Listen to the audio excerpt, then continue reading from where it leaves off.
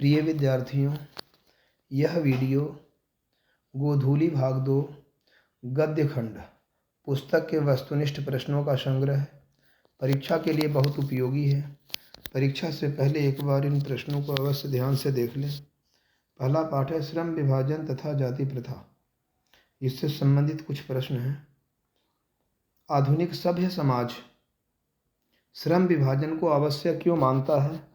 तो कार्य कुशलता के लिए मानता है। ऐसा मानना है कि कार्य कुशल अति ही आवश्यक है। दूसरा प्रश्न है, भारत में बेरोजगारी का एक प्रमुख व प्रत्यक्ष कारण क्या है? तो जाति प्रथा है। आदर्श समाज स्वतंत्रता, समानता, भ्रातृत्व पर आधारित होगा, ऐसा किसने कहा? तो डॉक्टर भीमराव अंबेडकर ने कहा। जाति प्रथा स्वाभाविक विभाजन क्यों नहीं है?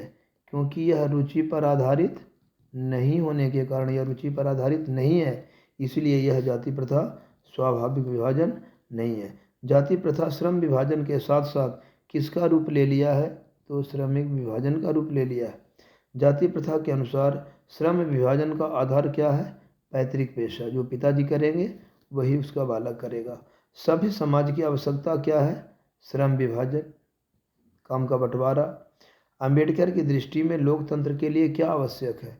लोगों में पारस्परिक श्रद्धा और सम्मान का भाव। लेखक की दृष्टि में विडंबना की बात क्या है? लेखक की दृष्टि में विडंबना की बात है कि जातिवाद के पोषकों की कमी आज भी नहीं है। लेखक की दृष्टि में आदर्श समाज कैसा होना चाहिए? तो लेखक भीमराव अंबेडकर की दृष्टि में आदर्श समाज वैसी होनी चाहिए जिसमें स्वतंत्रता, समता तथा भ्रातृत्व का भाव हो। दूसरा पाठ देखेंगे, विष के दांत। इसके लेखक है नलिनी बिलोचन शर्मा। मदन के लिए क्या खाना मामूली बात थी?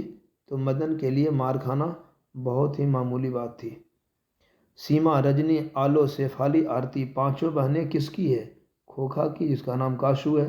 कासू अकेला सबसे छोटा भाई है और 5 बहनें उससे बड़ी हैं। खोखा के दांत किसने तोड़े? तो मदन ने तोड़े। कितने तोड़े? 2 दांत तोड़े। सेन साहब की कार की कीमत 7,500।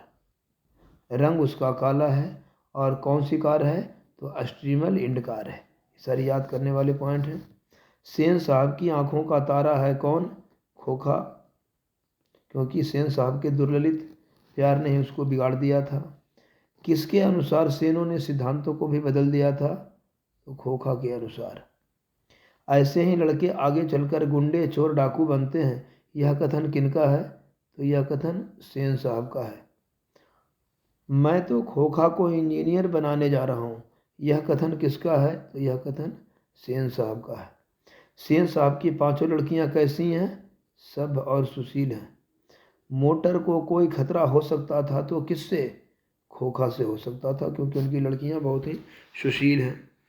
महल और झोपड़ी वाले की लड़ाई में अक्सर महल वाले ही जीतते हैं, पर उसी हालत में जब हमारे झोपड़ी वाले उनकी मदद अपने खिलाफ करते हैं। किस पाठ की पंक्ति है? तो विष के दांत पाठ की पंक्ति है, ध्यान देने योग्य है। कासू किस खेल में मदन के साथ शरीक अर्थात शामिल होना चाहता था? लट्टू के खेल में। कासू तथा मदन की उम्र, कासू 5 साल का है और मदन 5-6 साल लिखा हुआ है पुस्तक में। बंगले का पिल्ला किसके लिए प्रयुक्त हुआ है? तो बंगले का पिल्ला खोखा के लिए प्रयुक्त हुआ है, क्योंकि धनवान पुत्र को कहा जाता है। सेन साहब ने गिरधर को बुलाने के लिए किसे भेजा? बेरा को भेजा। गिरधर लाल कौन है? सेन साहब का किरानी या मदन का पिता? जो गिरधर लाल हैं, सेन साहब का किरानी भी कह सकते हैं, मदन का पिता भी कह सकते हैं। अखबार नवीस अपने बच्चे को क्या बनाना चाहते थे? सेन साहब बार बार कह रहे थे कि मैं अपने बच्चे को तो इंजीनियर बनाऊंगा। तो अखबार नवीस से किसी ने पूछा, उनके साथियों ने पूछा कि आपको अपने बच्चे के विषय में क्या ख्याल है? तो उन्होंने कहा कि मैं उसको जेंटलमैन बनाना चाहता हूँ, इसके बाद जो उसकी इच्छा वो स्वयं बन जाएगा। तीसरा पाठ है भारत से हम क्या सीखें। महत्वपूर्ण प्रश्नों का संग्रह है, अच्छे से देख लें। किस गवर्नर जनरल के समय 172 दारिश नामक सोने से भरा घड़ा मिला था? तो वारेन हेस्टिंग। इसको जरूर आप याद कर लीजिएगा। निर्वंश विद्या का संबंध किससे है? मानव विज्ञान से है। सर विलियम जोन्स समुद्री यात्रा करते हुए भारत में कब पहुंचे? 1783 ईस्वी में पहुंचे। बहुत ही महत्वपूर्ण प्रश्न है। मैक्स मूलर के अनुसार सच्चे भारत के दर्शन कहाँ हो सकते हैं? भारत के ग्रामीण क्षेत्रों में। प्लेटो और कांट ये महान दार्शनिक हैं दोनों। किसके अध्ययन क्षेत्र में भारत के कारण नवजीवन का संचार हो चुका है? तो नीति कथा, ऐसा मैक्स मूलर का मानना है। यूनान व रोम के संपूर्ण साहित्य से कहीं अधिक विशाल है संस्कृत भाषा और संस्कृत साहित्य, ऐसा मैक्स मूलर का मानना था। हकर्ष कौन थे? बहुत बड़े वैज्ञानिक, वनस्पति वैज्ञानिक। पुरानी स्लावोनिक भाषा में चूहे को माइस कहते हैं। अग्नि को अन्य भाषाओं में लैटिन में इग्निस कहते हैं, लिथुआनियन में उसे उग्निस कहते हैं और स्कोटिक में इसे इंग्ले कहते हैं। हेकल कौन थे? जीव जंतु वैज्ञानिक थे हेकल। जनरल कनिंघम का संबंध पुरातत्व विभाग से है। संस्कृत में मूस को अन्य भाषा में ग्रीक में इसे मूस कहते हैं।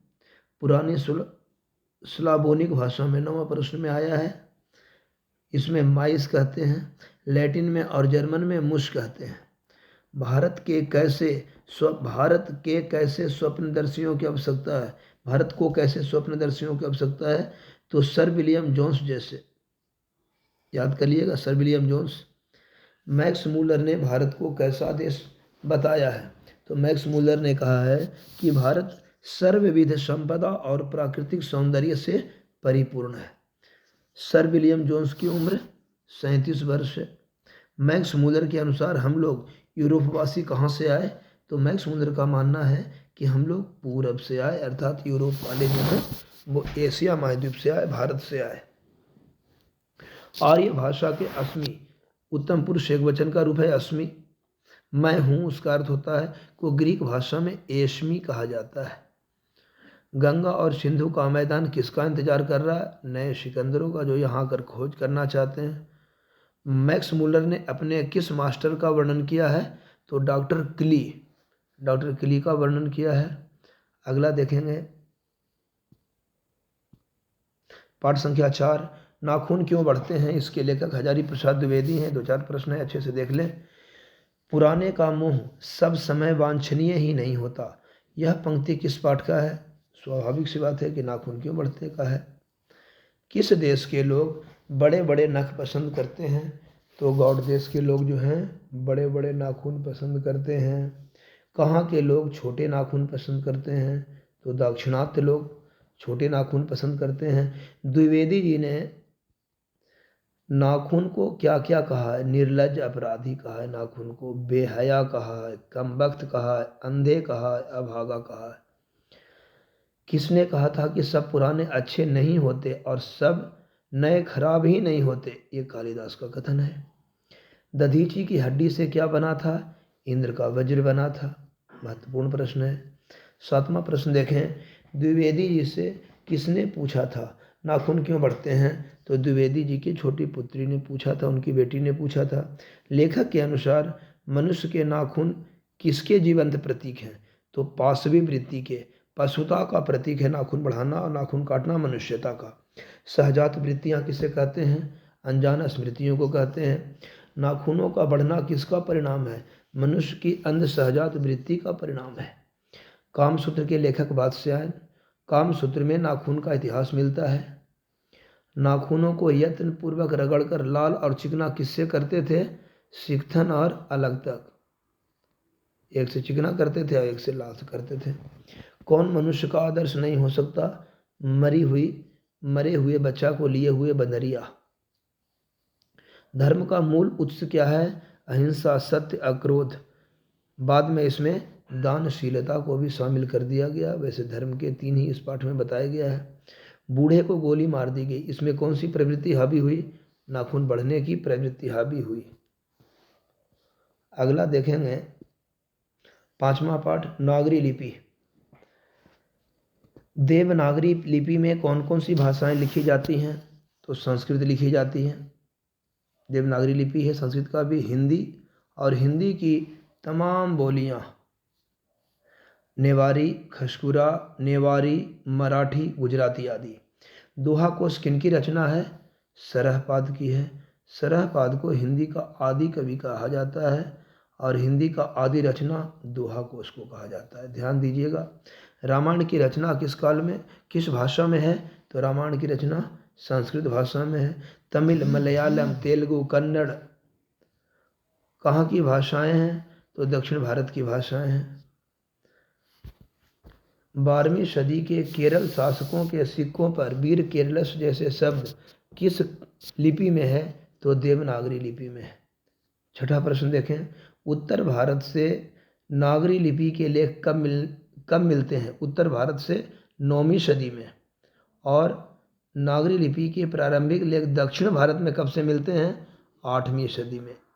यानी पहला जो देवनागरी लिपि का लेख है वो दक्षिण भारत में ही मिला। बेतमा दानपत्र का समय 1020 ईस्वी।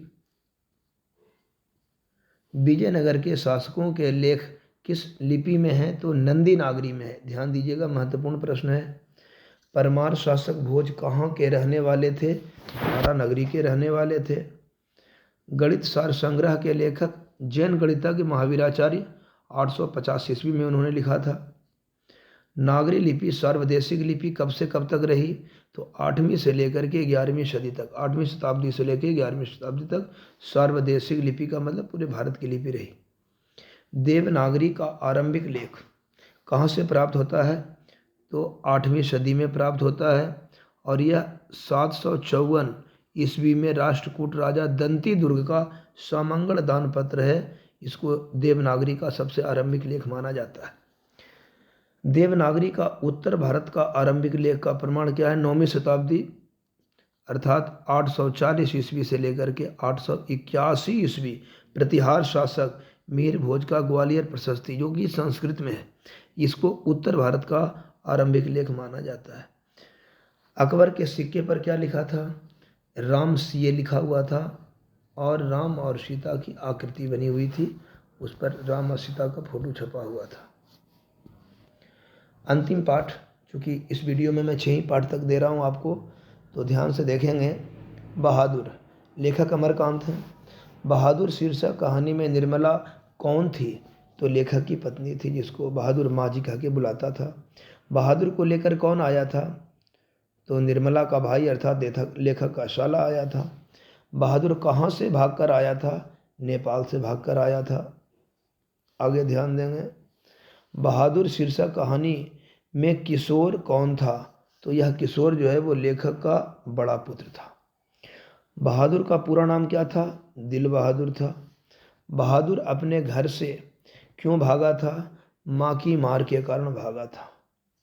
बहादुर का बाप अर्थात बहादुर के पिता कहाँ मारे गए थे? तो युद्ध में मारे गए थे। बहादुर से मार खाकर भैंस भागी भागी किसके पास चली गई? तो बहादुर की माँ के पास भैंस चली गई थी। लेखक के रिश्तेदार ने बहादुर पर क्या आरोप लगाया? 11 रुपये चोरी का आरोप लगाया। बहादुर लेखक के घर से अचानक क्यों चला गया? बहुत महत्वपूर्ण प्रश्न, लिखित भी आता है।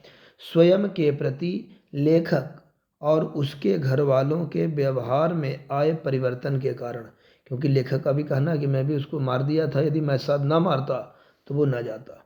लेखक की पत्नी के रिश्तेदार किस दिन आए थे? तो जो लेखक की पत्नी है उनके रिश्तेदार जो आए थे वो रविवार को आए थे। बहादुर कितने वर्ष का था? तो 12-13 वर्ष का है। जहाँ प्रतिष्ठा नहीं होती वहाँ क्या रहना? किसके मन में यह विचार आया? बहादुर के मन में विचार आया। बहादुर, तुमको माँ की याद नहीं आती? किसने पूछा? निर्मला ने पूछा। बहादुर कैसा गाना गाता था? बहादुर पहाड़ी गाना गाता था। बहादुर लेखक को क्या कहकर संबोधित करता था? बाबूजी कहता था। लेखक किसकी शादी में घर गए थे जहां उन्होंने नौकरों का सुख देखा था? तो बहन की शादी में गए और भाभियों को देख करके उनको भी लगा कि मेरे यहाँ भी नौकर होना चाहिए। भूरा जूता जो बहादुर पहनकर आया था किसका था? तो साले साहब के लड़के का जूता था। यदि बहादुर मिल जाता तो माफ़ी मांग लेता। किसका कथन है ये? किशोर का कथन है। पश्चाताप हो रहा बहादुर के जाने पर। बहादुर के नाम से दिल शब्द किसने उड़ा दिया? तो बहादुर के नाम से दिल शब्द निर्मला ने उड़ा दिया। धन्यवाद। 1 से लेकर के 6 पाठ तक वस्तुनिष्ठ प्रश्न समाप्त होते हैं।